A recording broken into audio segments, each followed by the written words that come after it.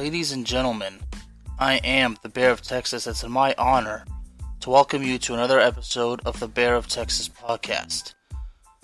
Today, my subject is about a sport that I have a lot of passion for. It's a sport that I love to watch, and it's a sport that I love to cover.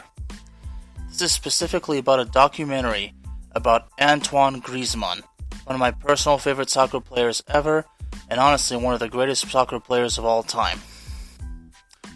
Last year, a documentary came out on him, Antoine Griezmann, The Making of a Legend. And to say that I love the documentary is an understatement. And what I have to be more honest about is that this documentary really made me emotional because I learned a lot of things about Antoine Griezmann. It really goes into a specific depth about his life and his career. It comes straight to the point and you learn a lot.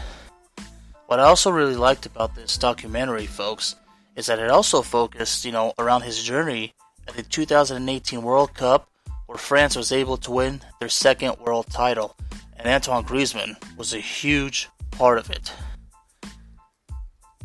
Folks, this is really a documentary for people who love soccer.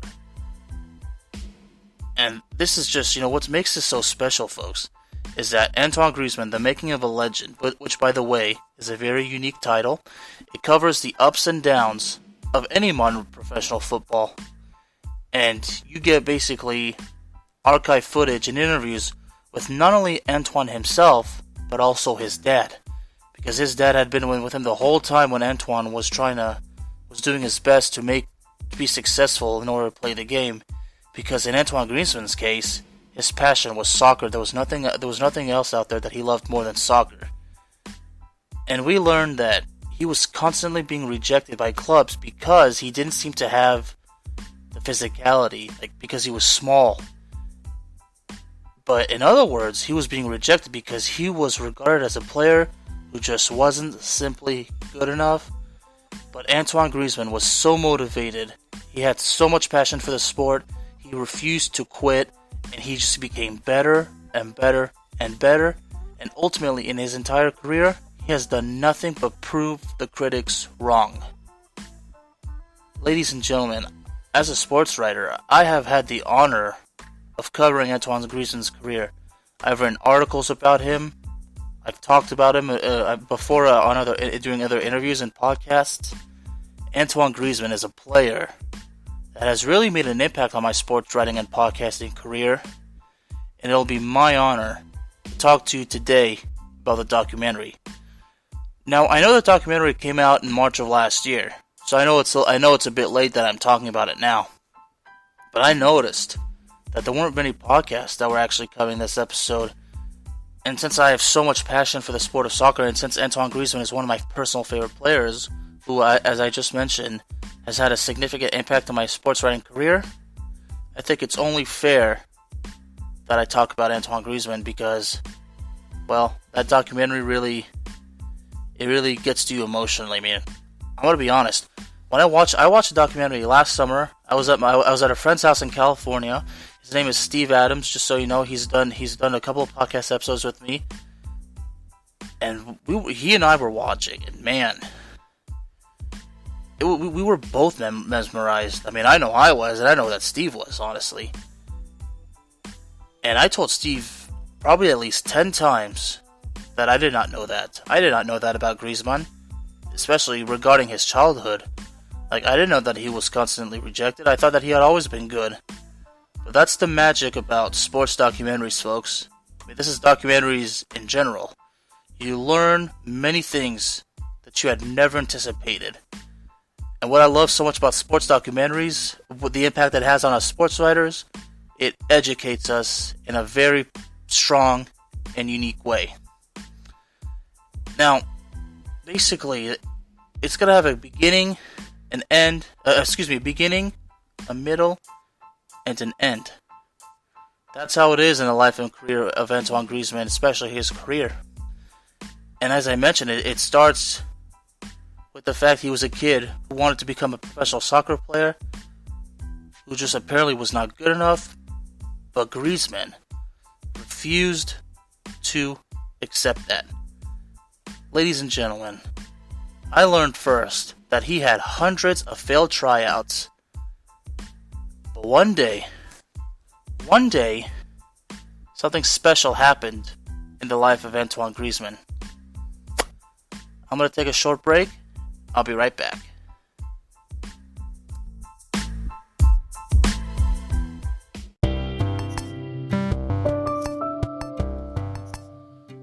Ladies and gentlemen, I am back. I am the Bear of Texas, and this is the Bear of Texas podcast. I am continuing my conversation on the documentary Antoine Griezmann, The Making of a Legend. Folks, I really had to do my best to make the intro very, very special. Because as mentioned before, Antoine Griezmann is a very special player. He's very important to me, honestly, because as I mentioned, he's made an impact on my sports writing career. So, I've dedicated myself to making the best of this episode, and that's what I will do. Before I go further into the journey that we saw in this documentary, I want to take a moment to describe Antoine Griezmann's style of play. And this is based on what I have seen, so maybe other critics have different views, but what I'm going to tell you is what I have seen. Versatility, quickness, dribbling skills. And I have a personal description of Antoine Griezmann, and the way I describe him is not simply as a team player, but as a very caring and hard-working team player. His technical skills are amazing. His ability to sometimes work as a main striker, as well as an attacking midfielder, or a forward or a winger, however you want to finish. I've seen him make many accurate finishes, and his ability of scoring goals for France, as well as for the clubs he's played for, has been nothing but impressive. I used to say that Antoine Griezmann was the modern-day Michel Platini. However, my friend Steve, who by the way has a very unique knowledge of the sport of soccer, explains that Platini had I believe how Steve explained is like how Platini was good with the free kicks. But I explained that I kind of considered Antoine Griezmann the modern day Platini because Griezmann had especially when representing his the French national team, Griezmann often scored just like Platini did. So in my own way, but that was just merely me because I just wanted to tell people that Griezmann's a great player and he's a hero and he reminds me of this guy. But that's just merely my opinion. But his work rate, attack movement, everything in the game is beyond impressive. And what I'm trying to say, folks, is that Antoine Griezmann is not just good. He's pretty damn good. So now we get back onto the documentary journey. As we see a clip of, it's May 23rd, 2018. Now keep in mind, folks, this is right before the beginning of the 2018 World Cup, which France was a part of. In this clip, we see extensive and heavy training from the French national team. This is merely how the French national team trains, because with all that talent and all that potential, France has often been looked at as a team that has the talent, but just cannot simply get it done. And their qualifying phase for the 2018 World Cup, well, France did win their group with 7 wins, 2 draws, and 1 loss. There were many disappointing results, because France was in a group with the likes of the Netherlands, Sweden, Bulgaria, and several other small countries. And during those qualifying phases, France even had a hard time playing sublime football against these much weaker countries. We all remember that infamous draw against Luxembourg at home. I mean, that was pretty humiliating. All that talent all the billions of dollars worth of talent on the French team versus a national team, that rarely even wins. I mean, that's pretty damn embarrassing. I mean, that draw was a major victory for Luxembourg. But anyway, so they're training. And Antoine Griezmann explains the importance of training, and something he makes very clear in a quote is, you have to be extremely careful because if you do stupid things while training, you can get hurt. And he's absolutely right, because training must be taken seriously. Now we get to a clip. Now this clip we see a young Antoine Griezmann, and he was 7 years old. This is in June of 1998. Now, remember folks, in 1998, France hosted the World Cup that summer, and France won their first title. That's when the likes of Zinedine Zidane, Fabien Barthez, Pixon Lizarazu, Laurent Blanc, all those guys were on the team. Lilian Thuram, all that big golden age from that time. I mean, soccer fans definitely remember these names. We see a young Antoine Griezmann at a camp from the national team during that World Cup. He's getting signatures. He's meeting Zinedine Zidane. He's meeting Thierry Henry, Fabien Barthez. It was a special moment for him. And Antoine Griezmann admits that, his famous number 7, that even back then as a kid he would wear it because it was always planned. He always wanted to wear that number. And that's another thing I learned about him. I mean, as silly as this may sound, I never anticipated that he always had a passion for wearing number 7 on the jersey. I mean, it's just something we all learn about the player. So now he says that his dad always helped him, to meet the players. So now we get to an interview clip. Now we get to we get a clip from his dad explaining that you can never say that a child is going to be a pro, because this is where we find out from Antoine's dad that all the pro clubs that Antoine Griezmann had a tryout for, he got rejected. And as I mentioned, in the introduction, he had at least 100 tryouts, and all of them ultimately failed. And Antoine Griezmann's dad, Alain Griezmann, would explain that he would have a meeting with a coach at the end of each tryout session, and that coach would say he would get a letter in 2 weeks. Now, Griezmann's father says that they would wait 2 to 4 weeks, and then there was still nothing, and then he would warn his son that it's not looking good. I mean, in Alain Griezmann's case, I mean, it's painful for him as a father to have to tell his son who has dreams of becoming a professional soccer player that another tryout has ended unsuccessfully. I mean, it hurts Griezmann, but it's got to hurt the father too, because, a father wants his son to succeed.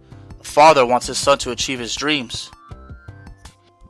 And he explained, it has nothing to do with football, it's about running fast and being a certain height. But Antoine Griezmann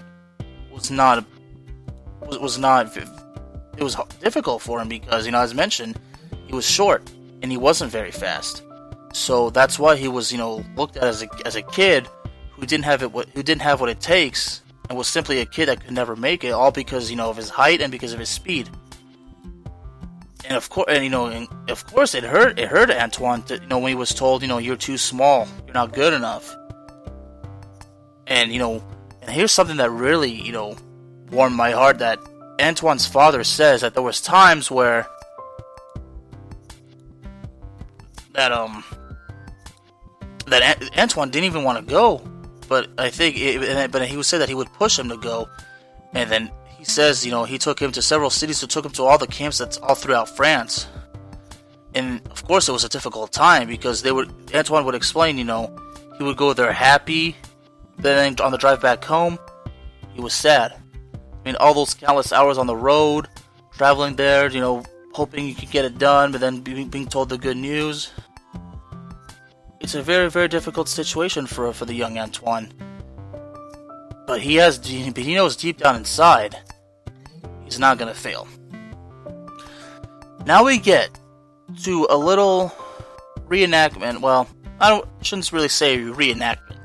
Now we get to a part of a documentary where it's June 16th, 2018, France's opening World Cup game against Australia.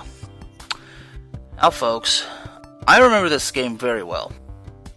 Now, even though France won, I was very unhappy with the result, because France in that game struggled and was just not being effective.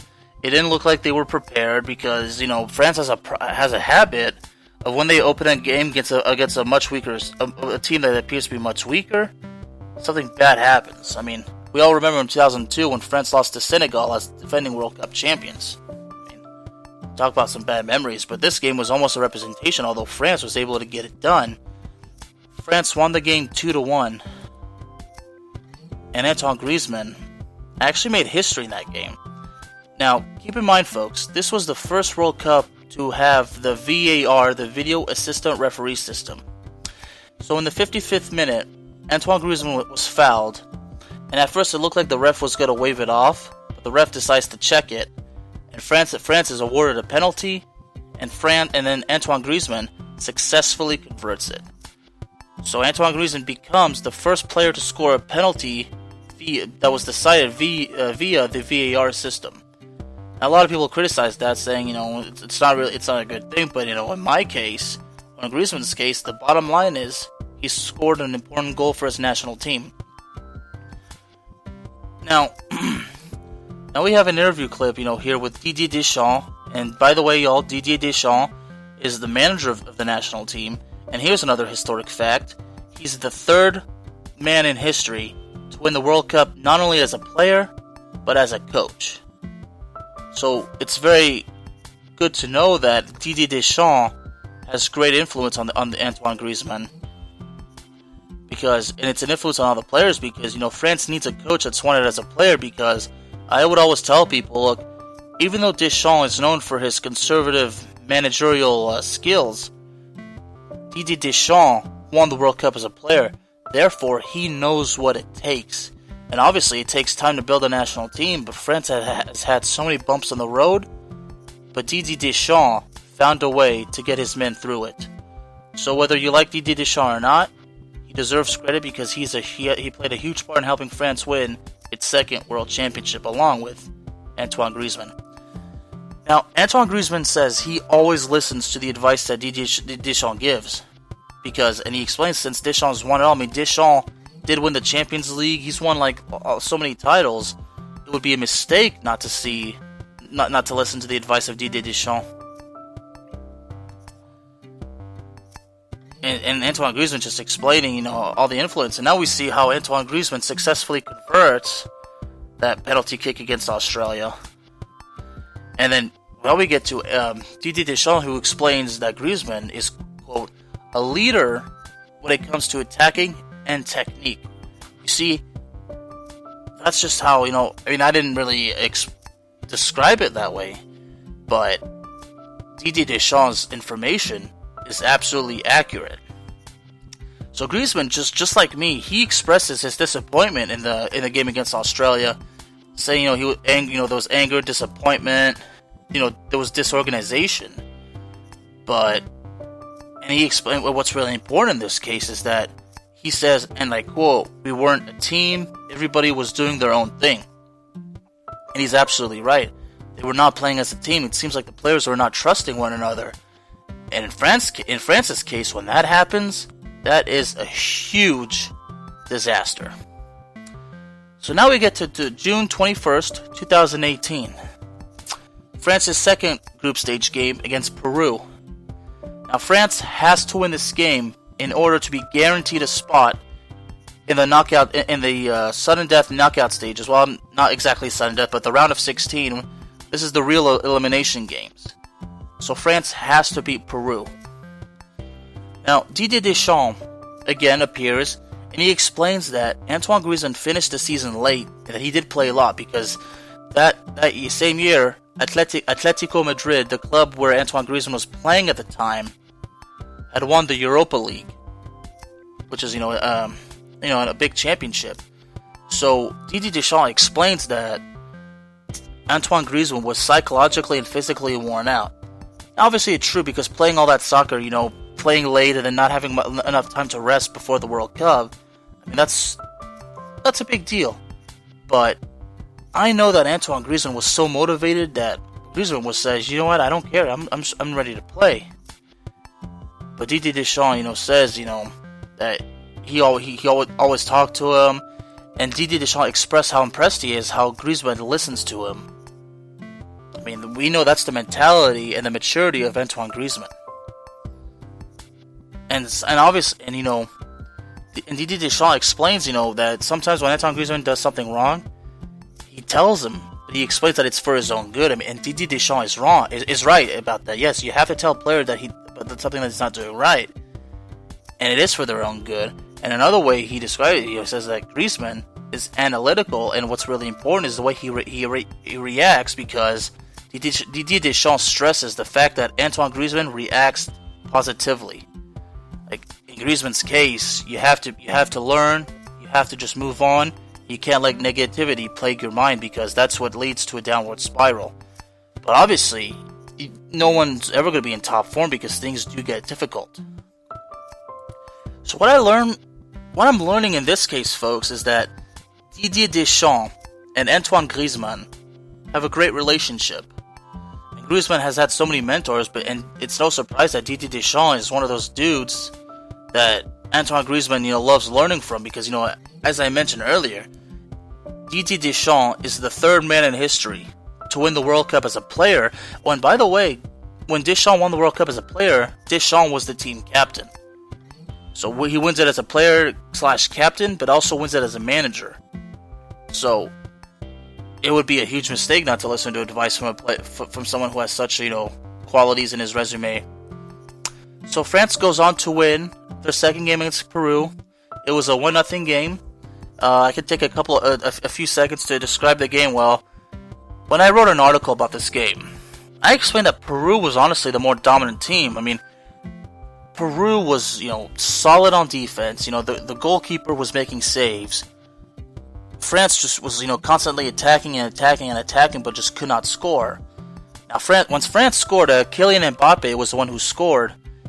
It was when France's attack, literally, it was a trick. Like Olivier Giroud handled the ball, and then lured the goalkeeper to way out of position. Made a last-second pass to Kylian Mbappe, who literally snuck through the back door to put the ball in. Both Giroud and Mbappe had the Peruvian goalkeeper fooled. It was a perfect play, and that's all they needed. France won, and then they qualified for the last 16. Now this is where things get difficult for France. Before we get into that, the story now comes to Antoine Griezmann's last chance tryout. We will get to that in a little bit, but for now, I'm going to take another break. Don't go anywhere. I'll be right back.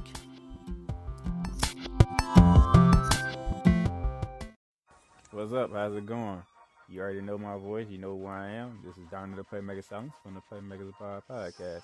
And I just want to take some time and talk about Anchor FM, as we've been using Anchor FM for over 2 years now, and it's been very good to us. It's been very great for us.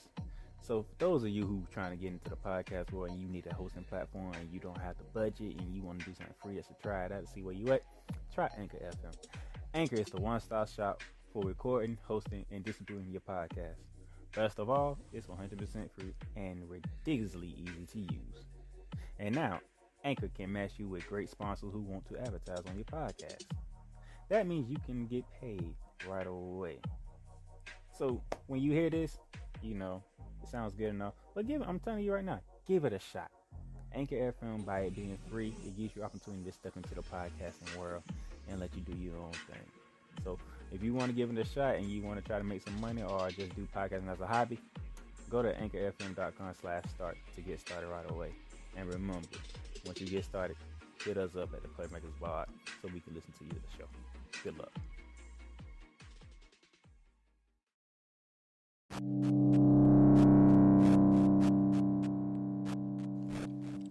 Ladies and gentlemen, I am back. I am the Bear of Texas, and I will continue with my personal recap of the documentary Antoine Griezmann, The Making of a Legend. Now we get to a very crucial part. In this part of the documentary, we will learn about the last chance tryout. May 2005. Antoine Griezmann is 14 years of age. He's still grinding.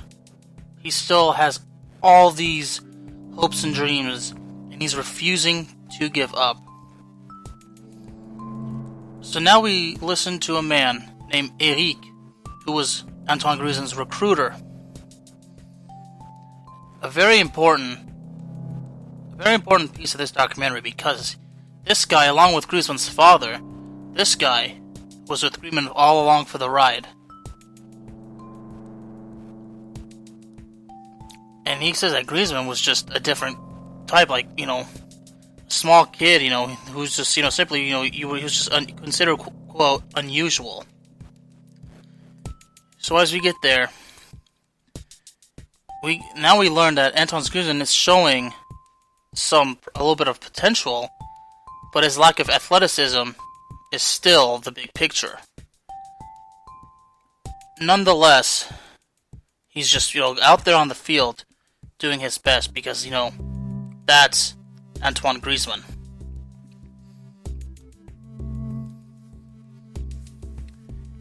Now, Antoine Griezmann is basically saying, about what he learns from this recruiter and everything. And now we get, things get really interesting right here. Now we get to a thing from Mâcon. Mâcon is the town where that's Antoine Griezmann's hometown. And now we get to a clip. Now his father says with that, they get a call, and they said, they says they want Antoine Griezmann to play in a tournament for a club in Spain called Real Sociedad. And it was a recruiting trip, and whoever calls leaves a phone number. That's where things start to finally change for the better for Griezmann. And honestly, I think the parents believed it was a hoax because Griezmann was constantly being rejected. But then all of a sudden they get a call saying they want their son to come down and play a tournament for a club. Well, it's a very, very difficult decision, especially for the parents, because it's about traveling 600 miles and going out of the country. But Antoine Griezmann and his parents actually at first they said no. So Griezmann actually had to persuade his parents to let him do this. Now keep in mind, folks, this is what I'm talking about right here. This is the passion, the dedication, the commitment, the motivation that Griezmann had.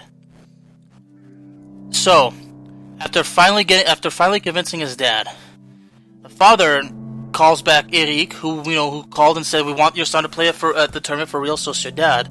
So Griezmann's father calls him, and he was told, that he'd be in Mâcon.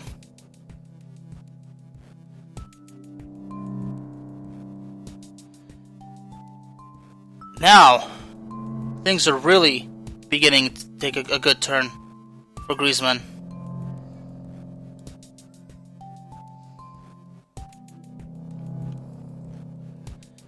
Griezmann is basically developing as a player continuously, and then the mountain he's beginning to climb. But now we get to a point where he has to leave France and move to Spain. And that's a difficult decision for Griezmann, because leaving his brothers and sisters and everybody behind, well, that's not easy for anybody. But Griezmann goes, and then he was only 14 years old, and he has to leave his family to go train at a club.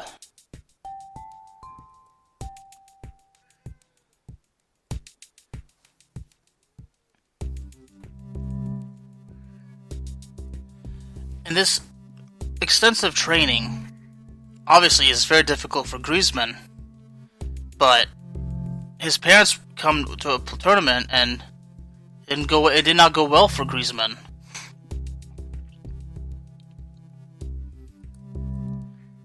But now we go deeper and deeper into this spell.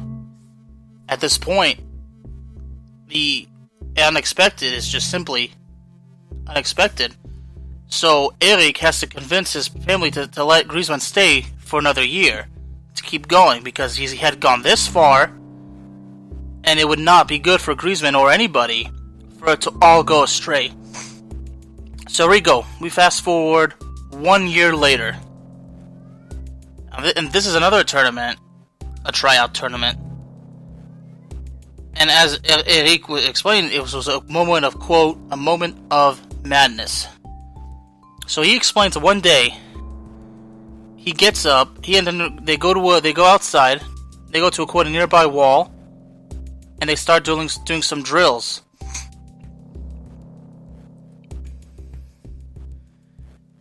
And at this point, the extra intensive training works out, because now we get to another stop. This is where Griezmann officially turns pro at the age of 18.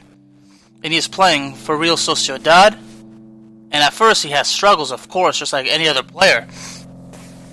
But it's all about development, and the star player at the time took Griezmann under his wing. And Griezmann just all of a sudden began getting better and better and better. And Griezmann stresses, and now here we're in a clip of Griezmann saying, and I quote, "He saw I was keen to learn and to improve." See, again, that's the motivation and dedication about Antoine Griezmann, and that's when things really change. Because in May 2010, Real Sociedad would join the Spanish Premier League, okay? And Griezmann is just, beginning to score goals, he's gaining some popularity. That's where things are really finally skyrocketing. Like, this is the point where we say the sky is limit for this very young, talented player. Now, here we are, a guy named Philippe Montagnier, who was the manager for Real Sociedad from 2011 to 2013, and he coached Griezmann. And he says that a lot of the things that they did not know about Griezmann was, quote, his physical endurance, and that he always finishes in tests, and that his performance and skills on the pitch, his offensive attack skills, were just getting better and better. Griezmann was just improving day by day as a player. But it was not only the talent, but it was the mentality, it was the behavior. So Griezmann was really entering the world of soccer, and he was basically preparing himself for what lies ahead, because when you're getting popular and you're improving as a player, it's only going to get better, and things are actually going to get more difficult. I mean, the stress is going to be there. Life is not going to be easy, because we all know, honestly, the life of a very popular and talented athlete of any kind, despite all the money and everything, life is not easy. It's extremely overwhelming. But now we see Griezmann is just doing everything. Now we get to a clip. In August of 2013, Real Sociedad has qualified for the Champions League tournament. And now we see a little bit of some history in the making in this coming clip. Now we see something here. On the summer of 2017. Now, obviously, that was during the... I might have made a mistake, I'm sorry, but... Now we go back to the World Cup. Griezmann is basically seen here training. We see him doing some training clips at the France's World Cup training ground, or I should say training camp. And then Didier Deschamps, the manager of the French national team, is back, and he says, that Antoine Griezmann loves his job, loves football, and he explains it's because of his love for the game is why he gives so much. And that's Antoine Griezmann for you folks. That's Antoine Griezmann in a nutshell.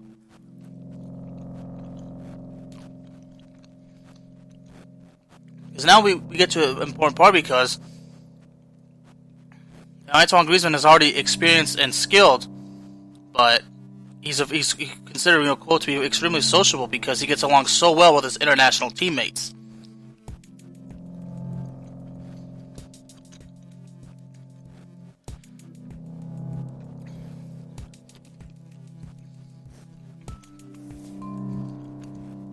Now the next lesson from this right here,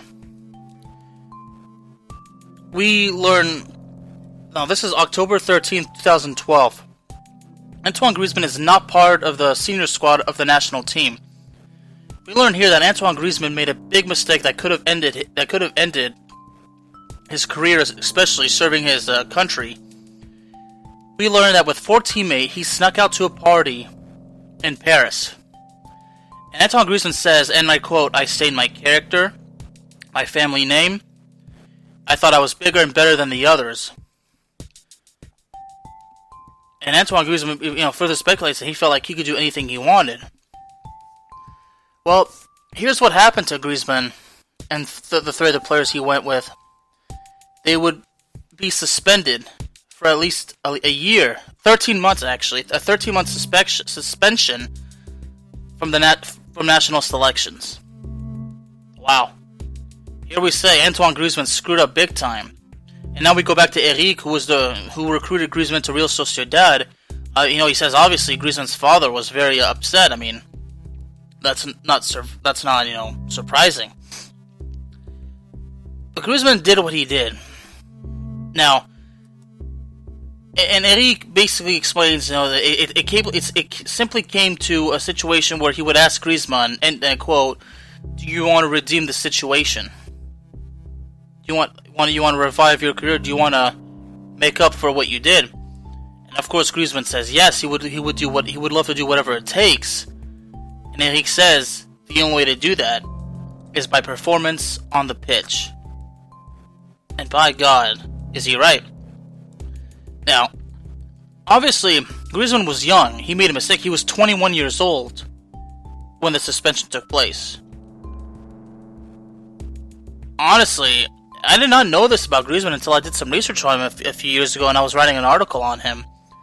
And what we learned in this part of the documentary is that they explained that during that suspension was probably something that, this is actually quite difficult to say, folks. He kind of needed it because his trainer says that it really matured him, and it got him to a point, that he was working extra hard. He was training, harder every day, behaving better. So Antoine Griezmann knew that if he screwed up again, there would be no going back. Now, here we are in this part of the documentary. We get to France versus Argentina in the round of 16, folks. Wow. As a strong supporter of the French national team, I remember that game very well. I mean, that will go down as one of the greatest World Cup games in the history of soccer. France would win the game. And believe it or not, folks, Antoine Griezmann played a big role in the victory. Excuse me. So Griezmann says now, we see clips of, the national team is in their locker room, their training room. They're getting ready. And now Griezmann here says, as we get a close-up to him, he says, that we have to play the same way. Like, we gotta play as a team. And then because they know, France says knows, there's no going back, because if they screw up in this game, they go home early. And Antoine Griezmann says, they were playing Argentina, so it was a big match for them to win. So in the 13th minute of the game, Kylian Mbappe was fouled by an Argentinian defender. France was awarded a penalty, and who was to take the penalty? Nobody else but Antoine Griezmann. And Antoine Griezmann would successfully convert that penalty to give France the lead. Now Antoine Griezmann's legend, his popularity, and his stance with the national team gets even better. What I really have to stress, folks, is that his dad was at that game, which is no surprise, honestly. So that game against Argentina, it's a hard-fought game. They're up 1-0. But Argentina would go on to score 2 unanswered goals, and then France is all of a sudden trailing. But if you remember that game, folks, you remember the magic that happened when a counterattack took place, when a French counterattack took place. Blaise Matuidi made a deep pass to a defender named Lucas Hernandez, who would then pass the ball to Benjamin Pavard, who, as we remember, scored that amazing equalizer that put France, not only put France back in the game, but honestly, it actually saved France's World Cup campaign.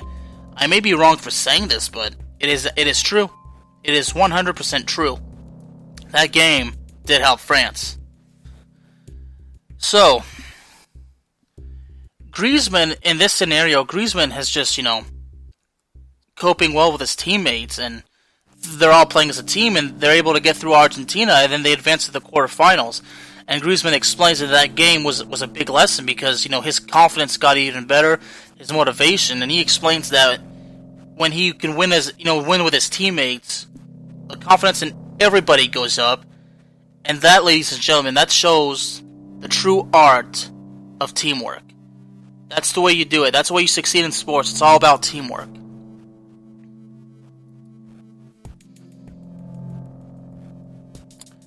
So now we get to a part where Antoine Griezmann's club career has just grown. He's no longer at Real Sociedad. He has now moved to a club named Atletico Madrid. Things just got bigger for Antoine Griezmann. He's now in a bigger club, bigger duties. He's more talented. He's got more experience. He's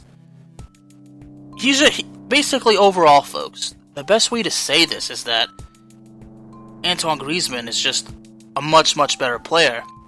The sky's even more the limit for him, and there are more and more expectations from him, and sports writers and all the critics are expecting big things out of him. So now the snowball just got bigger for Antoine Griezmann. Here we are. We'll hear a few words from a Spanish journalist named Silvia Barba. And she explains that Griezmann was seen as a player who had simply earned his place, alongside the likes of Lionel Messi and Cristiano Ronaldo. Now, Griezmann is definitely looking dangerous. He's just looking, solid. He's spot on.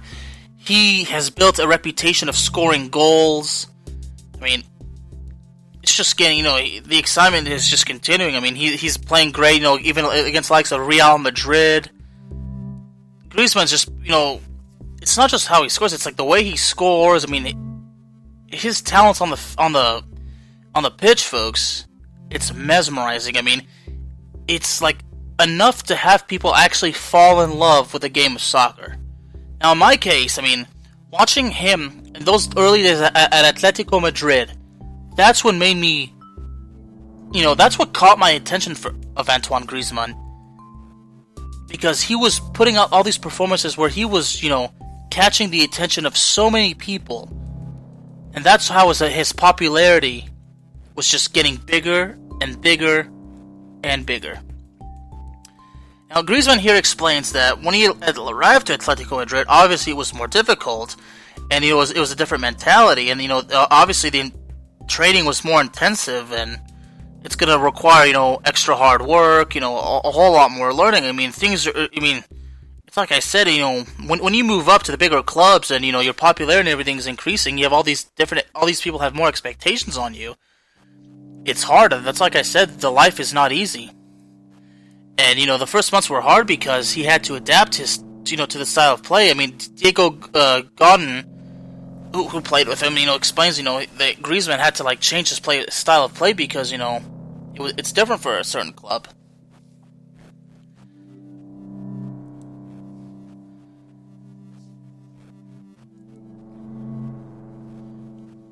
So Griezmann just, becoming, is just, taking it to the next level. And he's, just, continuing with scoring goals. It's just, it's just getting better and better and better.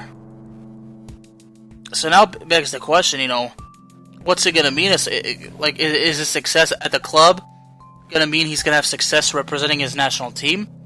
Well, that's where we're coming to up in a bit.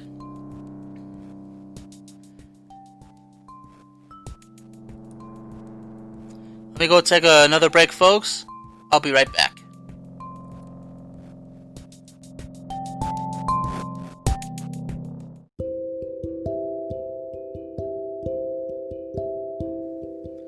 Ladies and gentlemen, I am back.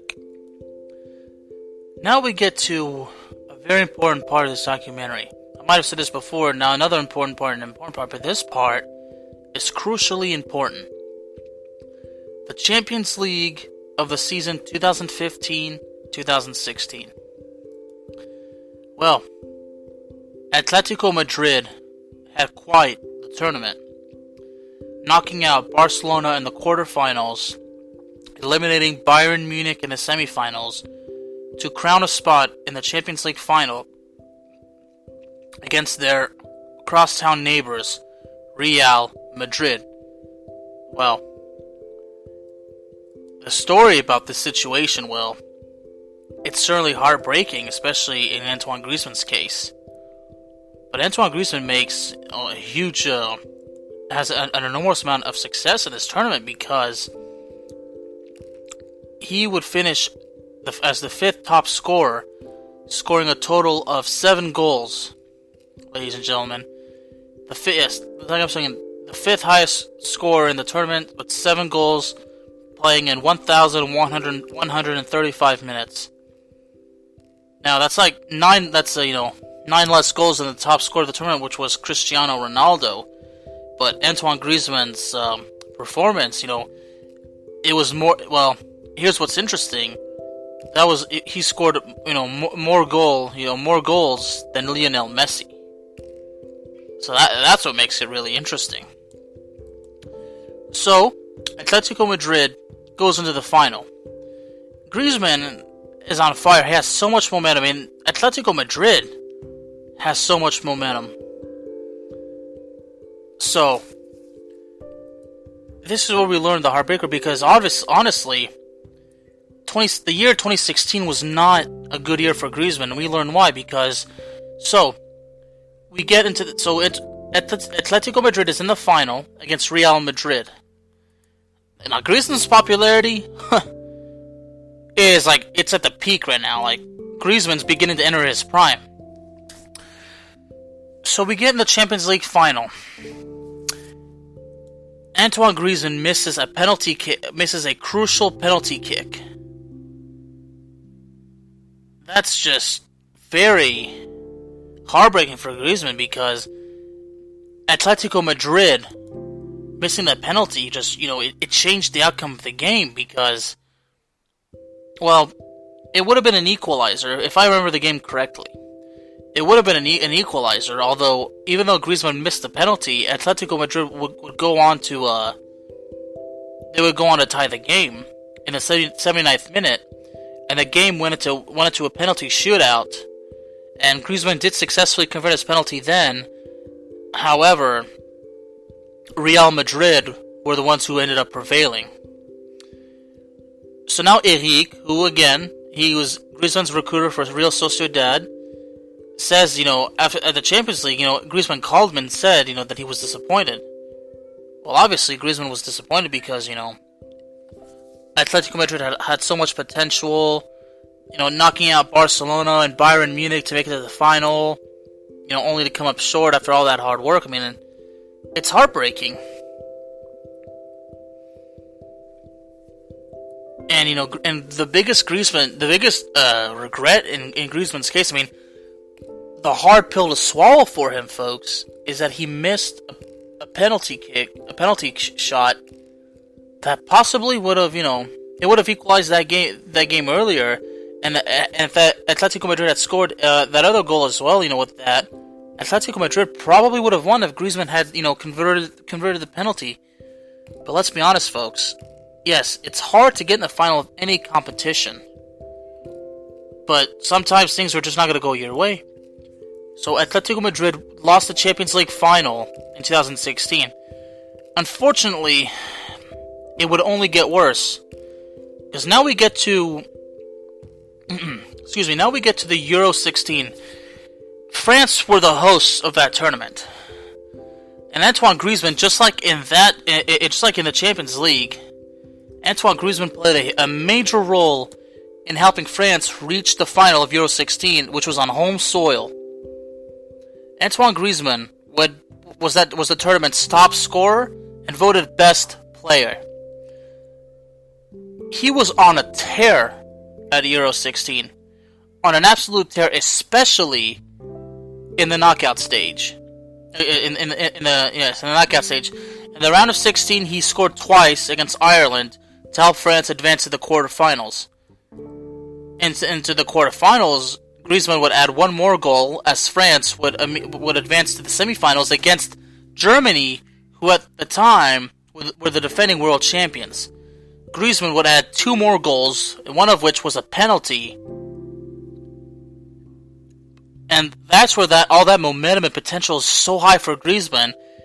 It was said that he was probably going to score a hat-trick or a brace in the Euro 16 final against Portugal. And here's something I should stress. In that final, Cristiano Ronaldo suffered an injury in the early part of the game. And France still could not get the job done. I mean, Griezmann had his struggles.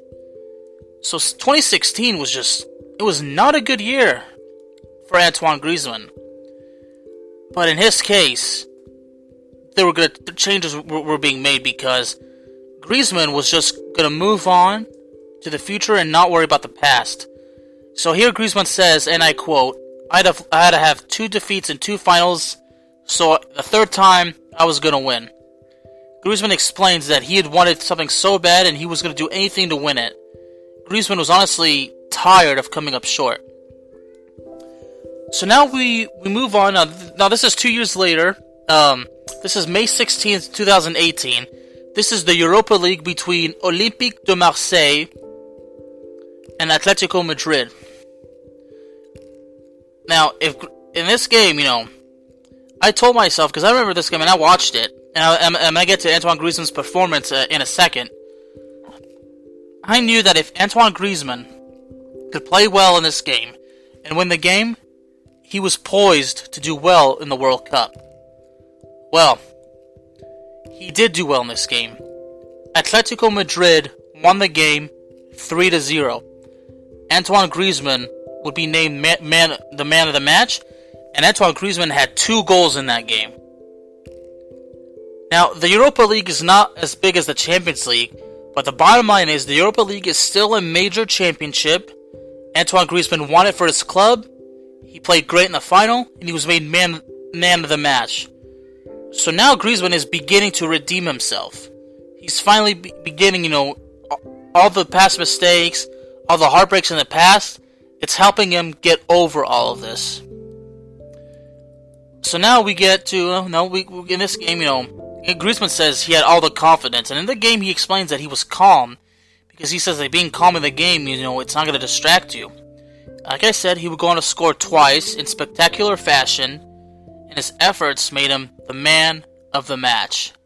In this game, folks, I was so happy for Griezmann. Now, as a sports writer, I went a little bit personal on this because I wanted Griezmann to succeed. I mean, I want him to succeed. He's a compatriot. He's a French compatriot of mine. So sometimes, when you see a hero from your country, you want him to succeed. And I was happy. And I wrote a story on this, folks. Well, I didn't actually write a story. I talked to my friend, Steve. And I said, and I explained to him that I feel like this is going to help Griezmann do well in the World Cup. And he agreed because Griezmann, with all that momentum, and at that time he had even more experience, a more improved mentality. It was just a better case of the sky is the limit for this guy. So, and what's amazing is, during that time, also with the Europa League, there was these rumors that Barcelona was apparently in pursuit of Antoine Griezmann, but Griezmann said, and because we see a clip that there was actually one more game after that Europa League game. Atletico Madrid had one final game, and here we see the clip. The fans were booing Antoine Griezmann. Yes, that's right, folks. The fans of Atletico Madrid who loved Antoine Griezmann for the longest time, they were booing him, and the reason why is because he was apparently negotiating a contract with Barcelona. And I told myself, you know what, look, it doesn't matter to me where Antoine Griezmann plays because I want Griezmann to have success. But what worried me is that if he's negotiating right before the World Cup, if that distracts him and that kind of, does not put his mind in the right frame, that's going to affect his ability to play in the World Cup. But knowing how the World Cup went, well, it did not really affect him. But Griezmann says, it was hard for him, he says it damaged his morale, but he was trying not to think about it because, he was, he had to stay positive, but this was a very difficult decision for Antoine. But that year, Antoine Griezmann is currently at Barcelona, but the Barcelona transfer did not happen that soon because Antoine Griezmann would go on to make a decision to stay at Atletico Madrid for at least one more year. So, and then we see, he's calm and, he's just focusing on thing. And one of his teammates would say that he would tell the people, they have to encourage Antoine, not boo him. They have to encourage him to stay. Because keep in mind, folks, he was in negotiations. But now we see Griezmann saying, I quote, that I love that club, I love my teammates. And he had so much respect for his coach, and how much affection that they showed to him. And Griezmann, expresses, it was incredible for him, the coach, everybody wanted him to stay. Nobody wanted Griezmann gone. And I think perhaps that's the ultimate reason why he ended up staying. Although I don't understand why a year later, apparently the Barcelona move did happen, but it is what it is, and all there was to do is to move on.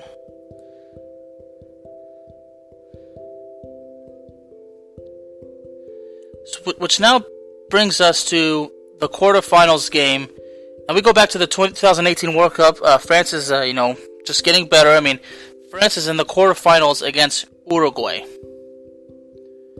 Now, 4 years before, France was eliminated from the 2014 World Cup in the quarterfinals against Germany.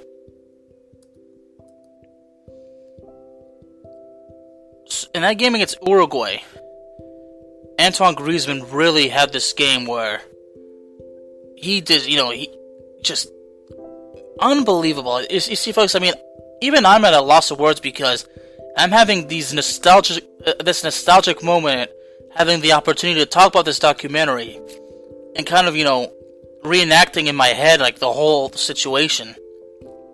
And Luca Hernandez, who was a teammate of Griezmann at Atletico Madrid, says that Griezmann took a full responsibility for the free kicks, the penalties. Honestly, from that game, he took the role of being a playmaker. And Griezmann, in that game, opened the scoring when he had a free kick, and he connected with French defender Raphael Varane, who would drill the ball in to give France a 1-0 lead against Uruguay. And what's so ironic, folks, about this part is that, 4 years ago, it was a mistake by Raphael Varane that allowed Germany to score a goal that would end up being the game winner. So, and Griezmann, himself said that he was responsible because he could not get it done against Germany. So in that moment, both Antoine Griezmann helped another teammate, and they both had redemption on a mistake they made 4 years ago.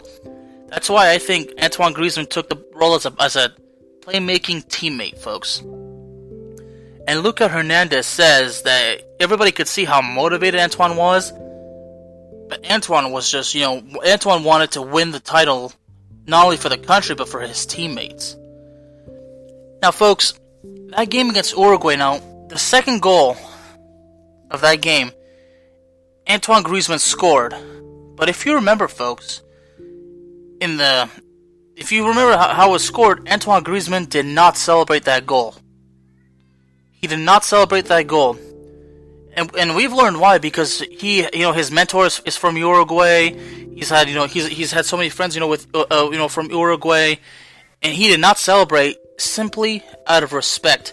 Now, if we remember that game, that goal, the Uruguayan goalkeeper made a crucial mistake, because Griezmann's shot could have been blocked and deflected, but the goalkeeper made a crucial mistake that allowed the ball to go in. I mean, if you remember the reaction on Griezmann's face, you just see that look like he did not want to celebrate, and he explained because he was just wanted to show some respect. People did not understand, obviously, but Antoine Griezmann ultimately said that it was out of respect for the Uruguayans, and the president of Uruguay actually invited him to visit the country. So Antoine Griezmann just said, you know what, let's not celebrate yet. Let's show some respect, because Antoine Griezmann understood that even though he scored the goal that would take France to the final four of the 2018 World Cup, Griezmann decided that he did not want to celebrate, simply feeling he just felt like he was just out of respect. You have to praise Antoine Griezmann for that. Because he cares so much about his friends and mentors who all have Uruguayan roots. Antoine Griezmann was simply thinking about the most important people in his life. So I praise Antoine Griezmann for that. So, France goes on to the final 8, and they're going to play a brutal game against Belgium. Let me take another quick break, folks, and when I come back, we will discuss the final 4 and how winning the World Cup has really impacted Antoine Griezmann's career. Don't go anywhere, I'll be right back.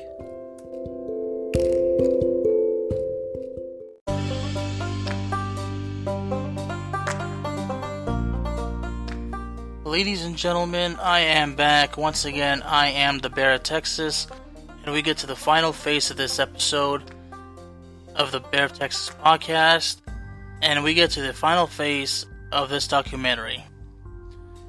Now we get to where we learn who Antoine Griezmann is. So, we rewind back to the 2014 World Cup. In the quarterfinals, France has just been eliminated by Italy.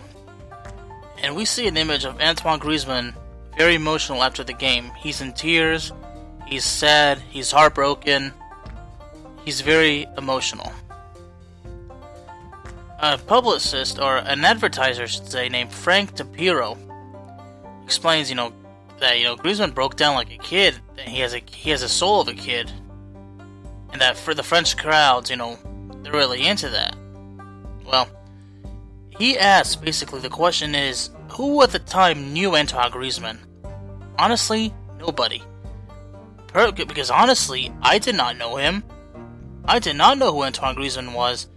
When I saw the name in that World Cup, I figured he's just another talent. He's just part of the huge, well-loaded depth that the French national team has. Because honestly, as the Frank DePiro explains, unlike Kylian Mbappe, he has not been immediately declared as the future superstar of the French national soccer team. Because Kylian Mbappe was popular from the moment he was called up to the national team. Because Mbappe's story is not the same as Antoine Griezmann. Because Antoine Griezmann had arrived calm and humble, and he had to really earn his stripes. Now that's the same thing with Kylian Mbappe. Kylian Mbappe arrived the same way, but Kylian Mbappe also was not guaranteed a thing, despite the popularity and everything that Mbappe has. It's the same way for he had going through the same thing as Griezmann. He had to work hard too, just as Griezmann did. Now, France was basically recovering from what happened to the French national team in 2010. We all remember it. France had no sponsors. Citizens of France had lost interest in the national team. Nobody had faith in French soccer. So France had to revive the popularity. They had to re-earn the support.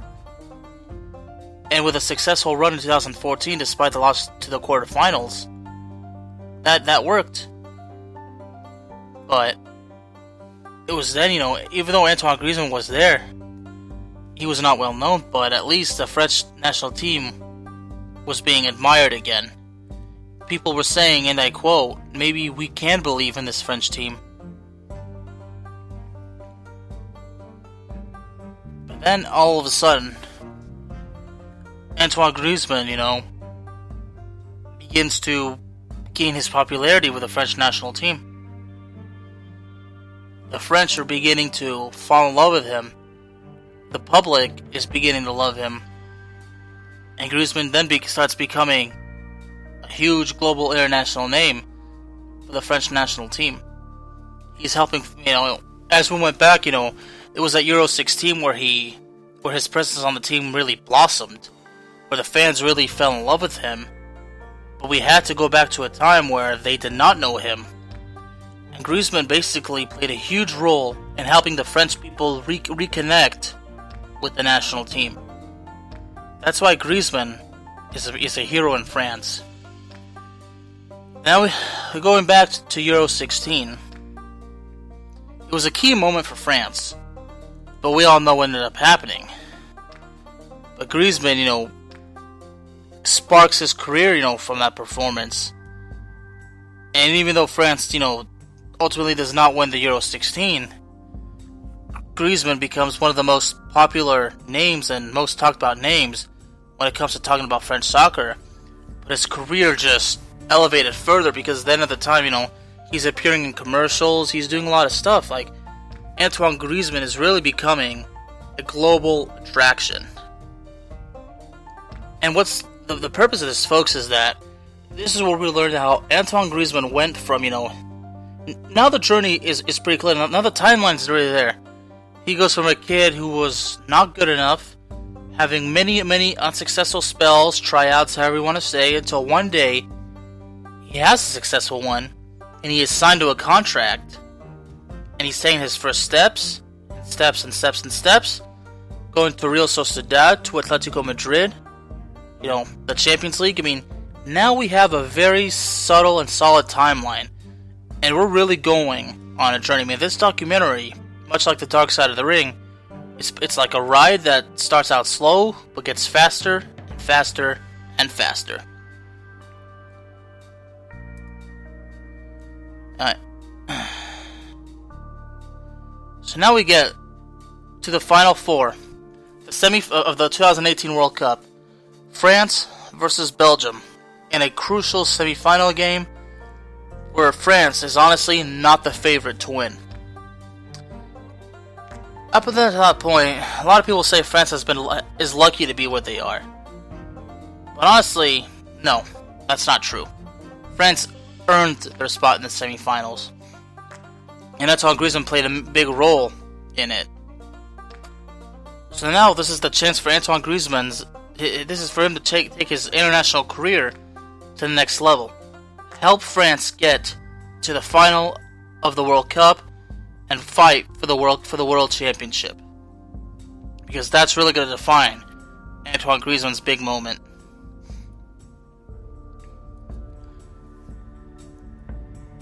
So the semi-final game. If y'all remember the game between France and Belgium, it was not an easy win for France. I mean, in fact, I can honestly say it was probably one of the most stressful games I have ever watched as a strong supporter of the French national team. France won the game 1-0. France's defense was incredibly solid. Hugo Lloris, the French goalkeeper, made spectacular saves. I mean, honestly, I think France did have a bit of luck, because France scoring on a header which was off of a corner is a bit of luck in my opinion. But what's so interesting as far as Griezmann goes, Griezmann provided the assist to that goal, which was off of a corner. So Griezmann is just, his efforts again are a huge help to the French national team, and France goes into the final. Now, after this game, we see that Antoine Griezmann was crying again, but his teammates come up to him and say, "Hey, don't cry. There's still one more match." And Griezmann's actually saying that, that his teammates are saying that to him. Well, I mean, Griezmann is going to another final, and he knows that it's been a tough road. And he says there was one more match to go, but Antoine Griezmann knew that this time he would get the job done, because he remembers not long ago he was in the Europa League final and he scored twice, had the great match, and helped his club win it. He came with confidence in this one, knowing that this time he knows what to do, and he's gonna get the job done.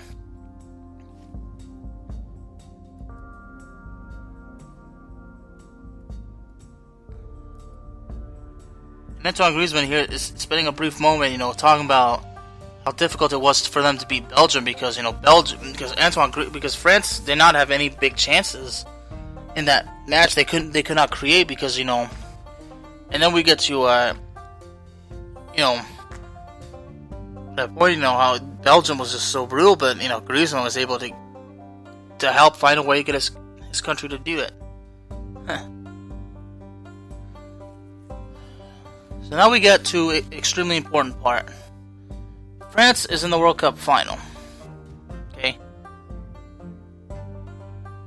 And this is going to be the moment. This is Antoine Griezmann's moment. Okay?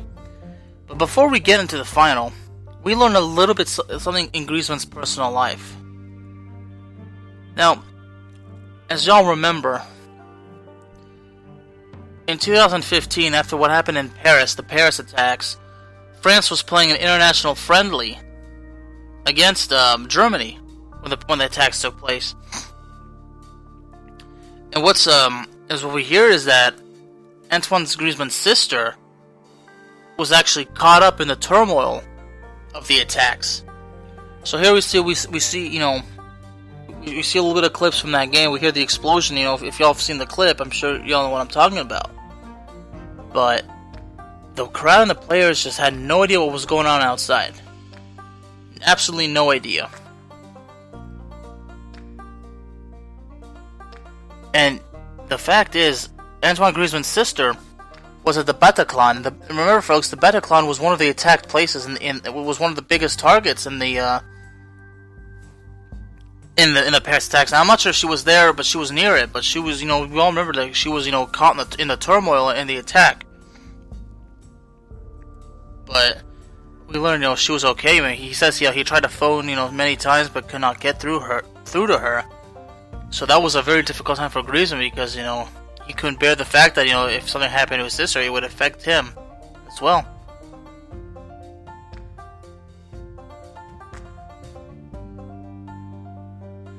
Now we get to, honestly, the most important part. This is basically the biggest moment in Griezmann's life.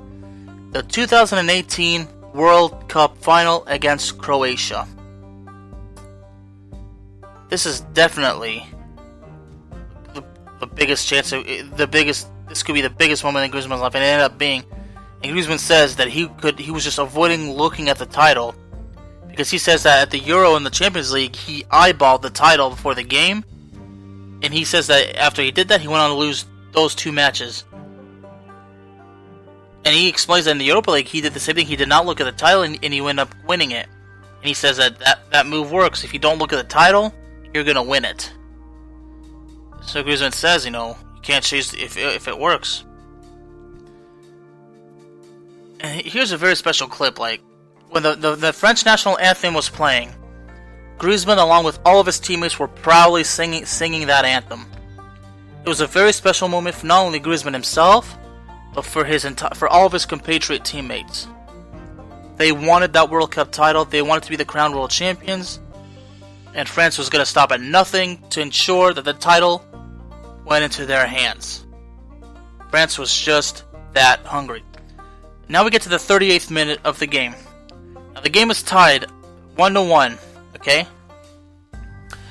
France is awarded a penalty. Now, a little history lesson from here. If y'all remember the World Cup, the 2018 World Cup final, Croatia, apparently there was a penalty on Croatia for a handball. Now, when it first happened, the referee seemed to, wave it off until he decides to go check on it. But what's interesting is that the referee double-checked. Yes, that's right. He double-checked the situation and then ended up awarding France a penalty because Croatia was caught, for a handball in the penalty area, which gives France a penalty. And who was going to take that penalty? Well, none other than Antoine Griezmann. It was that moment where Griezmann had only one shot to make it right, because once this was done, there was no going back. So Griezmann took his time with that ball. He got set. He got in the right mind frame. He waited for the referee to blow his whistle, and Antoine Griezmann converted the goal to give France a 2-1 lead. And after that, folks, France did not relinquish the lead again. France would go on to score an additional 2 goals, and they would end up being crowned the 2018 World Cup champions. It was their second title. It was 20 years after they had won their first title. And in Antoine Griezmann's case, this was the proudest moment of his life. To not only help France win its second national title, but for him to score a goal and play a huge role in helping them secure it. And it wasn't just that game, it was in the entire tournament, because without Antoine Griezmann, France would not have been able to have a successful tournament. So, ladies and gentlemen, at this point, based on everything I've seen in the documentary, Antoine Griezmann goes from a kid that's simply not good enough to a kid who finally proves the critics wrong. He gets signed to a professional contract. He's climbing through the clubs. And at the same time, he's coming up short, but he's also becoming a big name as far as international duty goes. He goes from a player that was not known by the French public to becoming a super national hero in the French Republic. That's Antoine Griezmann in a nutshell, folks. Going from nothing to become a French national hero. And what I love about this documentary, folks, is that it took us step from the beginning to the end. And I know that it's obviously a little bit late that I'm talking about this, because this came out obviously last year. But I felt like, since I did not see much talking about this documentary, I felt like, you know what, if nobody else is gonna do it, then goddammit, I'm gonna do it. It was an incredible moment for Antoine Griezmann, and learning about Antoine Griezmann really has an impact on my career. Because Griezmann, like I said, went from a nobody to a national hero. That says something, folks. Well, folks, thank you all very much for joining me today. As far as my segments going on with Chris Rex, first of all, I want to take a moment and thank you all for all your support and your listening to Chris Rex and I, our segment of the dark side of the podcast. Chris is taking some time off, but like we said in our last episode, we will be back. We will talk some more wrestling, folks. Darnell is actually going to be releasing some more episodes soon. The Playmakers blog is only going to keep rising, folks. We appreciate the support. We appreciate y'all's loyalty. We will not let you down. We hope we will have plenty of content for you guys in the future. Thank you all very much. The Bear of Texas, signing out. Love y'all. Y'all have a good night.